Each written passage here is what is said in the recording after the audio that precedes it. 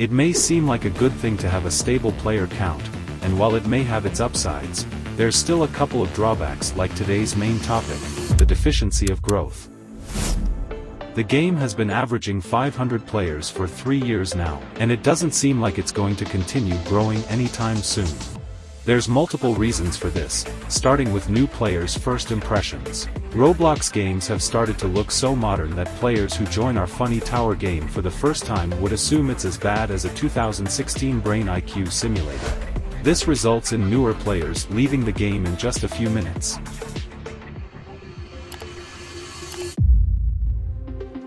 You've probably seen one of those videos where a Tower of Hell player enters the funny for the first time. The video would typically go like this: the player calls it a Tower of Hell copy, does a few jumps of toast, decides it's too easy and quits on Tower of True Skill or Citadel of laptop splitting. At first, they just seem like joke videos making fun of how Tower of Hell players think their game is the hardest obby on Roblox, but they're actually true. These scenarios of players going straight to one of the hardest towers in Ring 1 have happened quite a lot with many YouTubers. This how you, it's not, what the hell? Some of you might be wondering, what about area releases? The number of active players usually triples when they release a new area.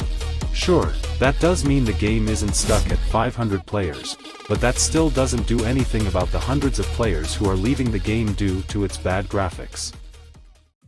Is there a solution?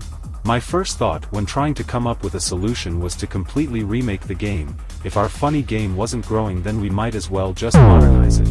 As many of you already expected me to say, this will most likely never happen because all the players that came before the funny green ball would get really angry. And secondly, they've already put so much time and effort into developing this game that they can't just scrap it anymore. The only option at this point is to continue updating the game. Luckily, one of the new staff members, Sinwave, is putting quite a lot of effort into improving the game's quality of life. So far, he's improved the monthly challenges, the GUI, and a few other things. It may not seem like a lot, but it really is. Just look at the new timer, isn't it beautiful? Many players have also started making content about this game, which definitely boosts its active player count and keeps it alive during update droughts.